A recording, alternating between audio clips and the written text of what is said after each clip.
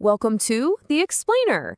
Today, we're going to dive into the secret life of a word you probably use every day without giving it a second thought. I mean, it's a really fundamental building block of the English language, but it's hiding a surprising amount of complexity. So, what's this number all about? 850.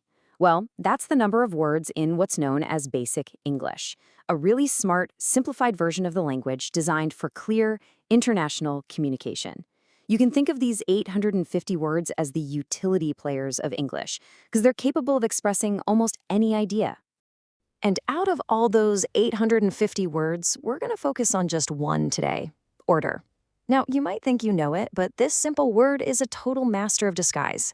It takes on all these different roles in our everyday conversations. So let's peel back the layers and see what's really going on here. Okay, first up, let's explore order as a noun. You know, a word for a thing, a state, or a concept. But here's the twist. It's not just one thing. Order actually plays three completely different roles just as a noun. The first one, and probably the one we all think of first, is that sense of calm and control you get when everything is right where it should be. It's basically the opposite of chaos, the order of a well-organized room or a perfectly planned day. Yeah, this example just perfectly captures that idea, right? Creating calm out of chaos. It's about organizing not just your physical stuff, but your thoughts and your plans too. All right, next up, order takes on a totally new role. Here, it's all about sequence and arrangement. Think of a line, a to-do list, or the steps in a recipe. This isn't really about tidiness. It's about following a specific pattern. So notice how order creates this clear, unbreakable rule in this example. It's not random at all. It's a system. Whether it's by age or the alphabet or just a numbered list, this kind of order brings structure and makes things predictable. Now, let's take that whole idea of rules and organization a step further. Our third meaning for order as a noun refers to a really structured community, usually a religious one, that's bound by a shared set of beliefs and practices. This historical example really shows how order can define an entire organization. See, it's not just a group of people. It's a community that's united by a very specific, structured way of life. So, there you have it. We've seen order as a state of being, a sequence, and a group. But believe me, this versatile little word is just getting warmed up. So what happens when order stops being a thing and starts becoming an action?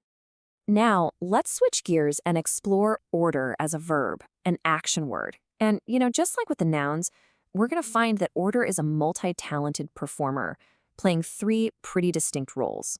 This is the order you're probably most familiar with, right? The action of requesting something, whether it's a coffee, a book, or a pizza. It's the language of commerce, the polite way we ask for what we want. Here, order just signifies a simple, everyday transaction.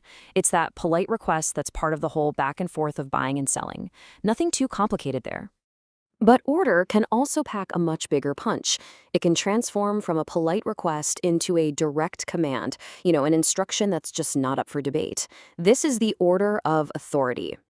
See the power shift there? This isn't some friendly request. It's a command that has to be obeyed. You see this everywhere, from a general to a soldier or a judge to a defendant. This kind of order comes from a position of authority. And for our final verb, we kind of come full circle, back to a familiar idea. This meaning of order is the action of creating a sequence, which directly echoes our second noun definition. This is the hands-on process, right? Creating order out of chaos. You're actively arranging things, transforming a jumble of information into a structured, logical sequence. So let's just take a step back for a second and appreciate the incredible versatility of this one simple word. Order just effortlessly shifts between being a concept and an action, a state of being and a direct command. It's pretty amazing.